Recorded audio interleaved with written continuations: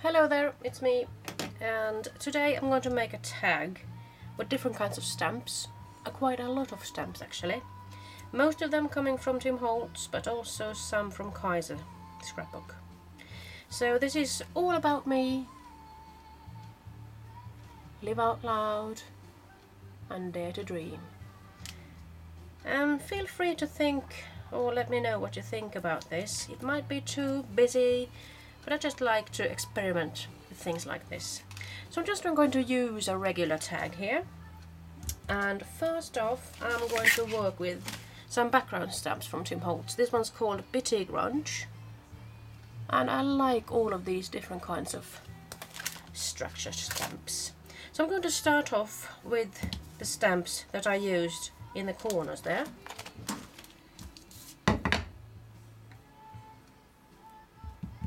And I'm going to go for some pale colors actually. So I'm going to start off with antique linen, this one.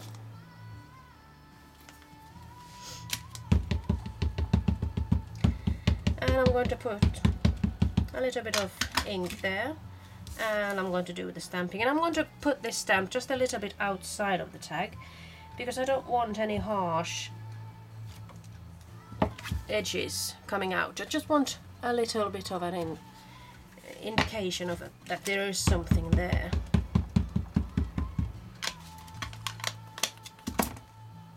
And I'm going to turn it upside down, and I'm going to do the same thing here, putting in a little bit outside of the tag.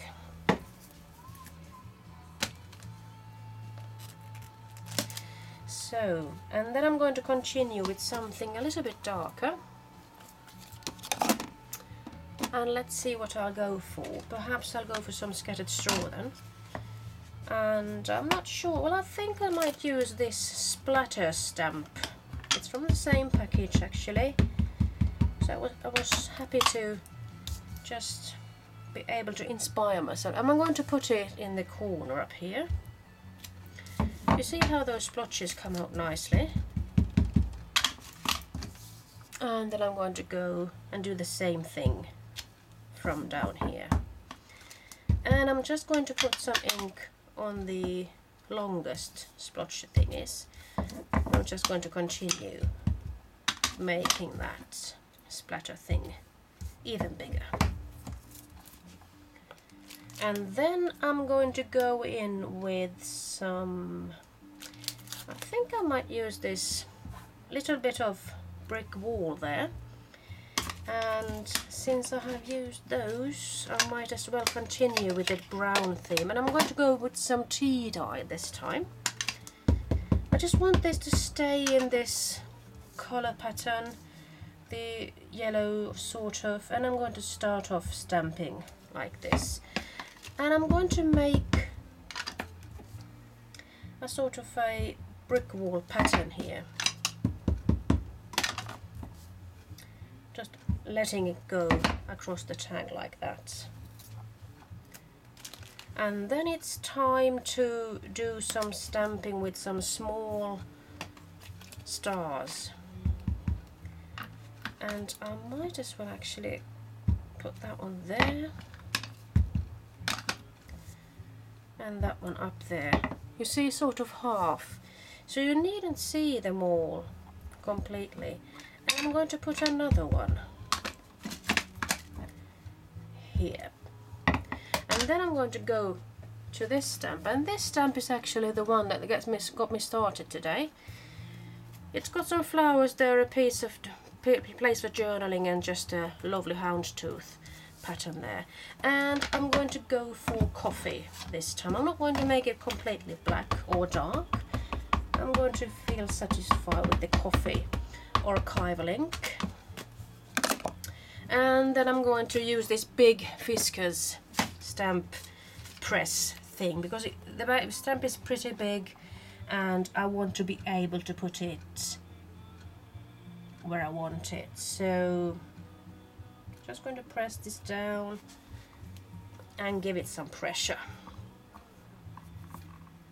And I'm going to lift my hands, and then it's there.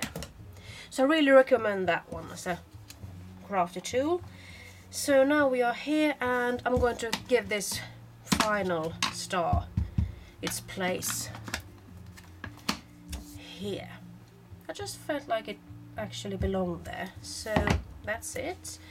And now I'm ready with that one. And then I think I've actually used the stamps that I actually intended to use. So I'm going to go to another set from Tim Holtz. This one's called Mini Classics, and especially the clock and that one comes from the same set, and I'm sure these ones come from different kinds of sets. So he's made them into a smaller size, and I'm actually really happy about that, because then you can make them fit on tags or cards or whatever. So now I'm going to stamp a clock, and I'm just going to put it a little bit here and a little bit there. I'm not going to be bothered if it's going to be upside down or sideways. I'm just going to have some fun with that clock stamp. It turns out pretty dark, but well, it doesn't matter really now, does it? We're making collages here, so. And what else have I used? I'm sure I have inked the edges with some of these colours, so I might as well use tea dye. I think that was the one that I used before. I'm just going to ink them sort of haphazardly, just to give it some character, and then I'm going to finish it off with some vintage photo, just to give that sharp edge. So it's sort of similar, isn't it? And now it's time to go to those Kaiser craft stamps. It's a clear stamp set that looks like this. It's all about me and different kinds of stamps, so I'm going to start with the Live Out Loud stamp. Sometimes you just have to live out loud, don't you? And this time I'm actually using Crimson from Archival Ink.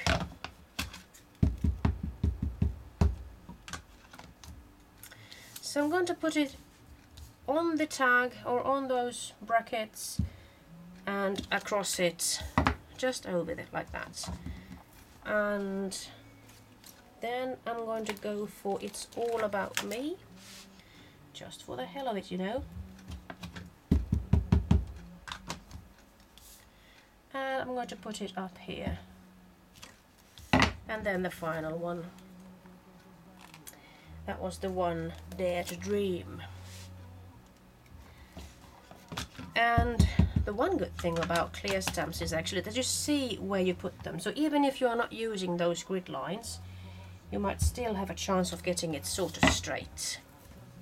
So I think that's it. I'm not sure if I'm going to continue decorating this one later on. Perhaps I will. And perhaps I won't even use this one for my travel book. I just thought it was a fun way to showcase you how you can use those different kinds of background stamps and sort of make them work in a really busy sort of tag. I'm signing off right now, and I'm wishing you a continuous happy scrappy day.